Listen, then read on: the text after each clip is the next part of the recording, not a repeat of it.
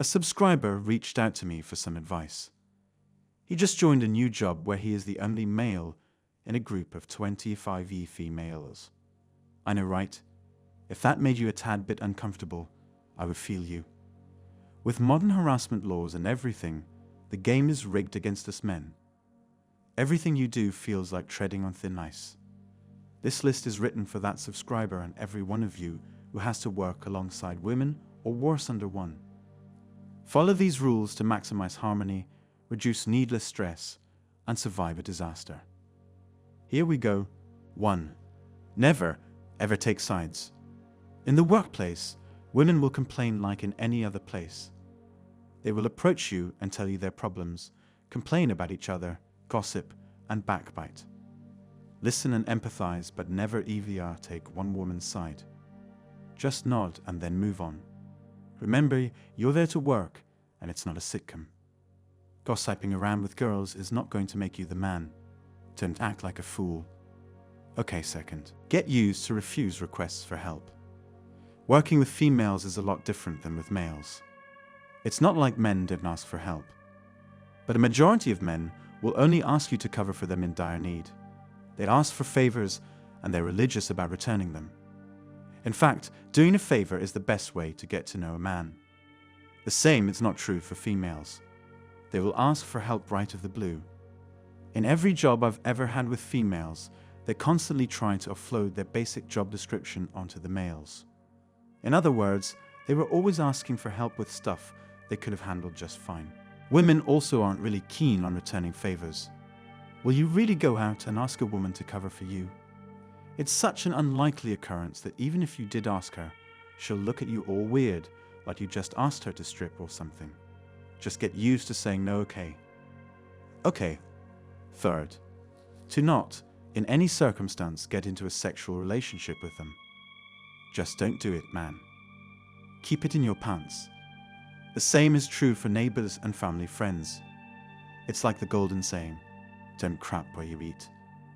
Besides, women are absolute garbage at keeping secrets. Sleep with one and you bet the entire office will know about it tomorrow. Don't start getting too effective right away. This is true for fully women workplaces. These workplaces tend to get a lot more sisterly, and the dynamics there are different. Women generally don't work very well, and they constantly require group validation. You put these two things together, and what you get is an environment in which everybody is aware of how hard everybody else is working.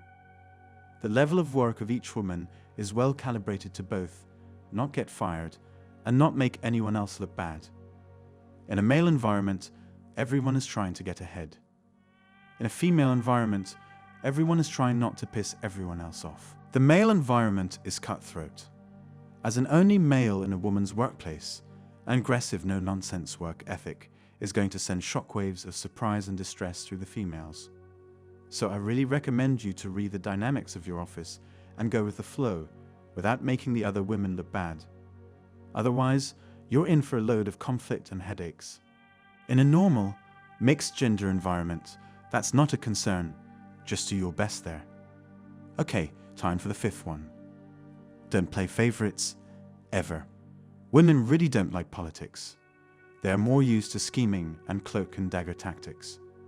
Politics require frontal confrontation and wit, something you will not find in a woman's workplace.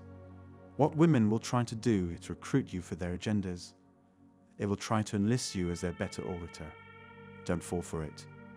Just hold yourself to a good standard of behavior and stay out of the muck of female friendships.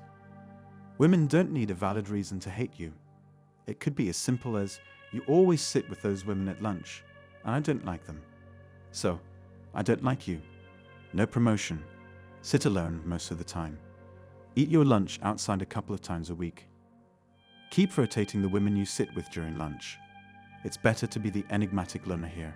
6. Never confide in these women. They will likely question you and pry into your life under the seemingly innocent guise of friendly banter. Don't fall for this. The more they learn about you, the more they have the leverage to potentially use against you. Keep your conversations light and professional, but most importantly fact-free as it pertains to any aspect of your personal life. Any given one of them might be friendly today, But maybe tomorrow she is catching a vibe from the other ladies that you're untrustworthy. Suddenly, all the things you confided to her go out the window. Every personal thing about you is out there. Just don't do it, okay? Do I have to say it twice? 7. Leave that office. That's why I kept this the last one. It's not very realistic nor a doable thing for most, but if possible, leave that office. Or at least make a game plan to work there for a while and then move on to someplace better. The truth is, working here is only a disadvantage for you. Why is that? Promotions. Meritocracy is a sham, first of all. There's no such thing. The guys getting promoted and hitting huge bonuses are always the ones who are charismatic and know how to joke around with the boss. They're playing golf with him or sharing drinks with them. Sharing a drink or shooting a few hoops with your boss is going to get you farther in corporate than 5 years of back-breaking hard work. What are you going to do in a female environment? Drink beer with your female co-workers. Talk about the latest rom-com film. What will you even joke about with your female boss? Half the jokes you know involve penises or women. It's like fighting a lost battle. B. You'll always be disconnected from the office environment. If you're in an all-female workplace, it's like a female locker room. You will always be the stranger, the foreign guy. You won't be in half the jokes, you won't understand the gossip, and you'll be bored most of the day. Granted, it's not a club but an office. But workplace banter is a very powerful tool to create long-term relationships, and you're missing out on that. And finally, some advice for those who work in mixed environments. Those offices are normal, but still you guys need to be careful. Don't crack any jokes with women. Just don't do it. I don't care how clean they are, there's always the chance you'll find a hint of misogyny and patriarchy in it, and you're going to lose an ounce of reputation overnight. Don't hang out with a creep who's trying to hit on his co-workers. There's always one in the workplace. Avoid that guy like the plague. Finally, never ever talk about politics or human rights in the office. Not even over lunch. Even if you are asked about it, agree to the popular opinion and just go back to doing your job. Don't be fully quiet. Put in a word or two if she's really bugging you, but avoid incessant debates. Just nod and go back to doing what you intended to do in the first place. Now that we are done with the tips, let me end this video with a story, something that happened to me. In the past, I made acquaintance with a veteran aerobics instructor in her 50s. She was a cool gal, very direct, with an old-school Midwestern attitude. She was a great trainer because she was encouraging, but called you on your bullshit. She invited me to attend her aerobics class for free, so I went. Fun, decent cardio. Interesting thing was that I was the only male in the room. So I stepped up and gave it 100%. Chit-chatting afterward, she mentioned something to me. I'm glad you're here. It helps to have a guy here. Pause. Interesting. What do you mean? I asked her. She replied, well, if there's no guy in the room, they all slack. And they complain endlessly. God, it's so irritating. But with just one guy here, not a peep. That's it. I hope you like the videos. Don't forget to subscribe to the channel. See you all tomorrow.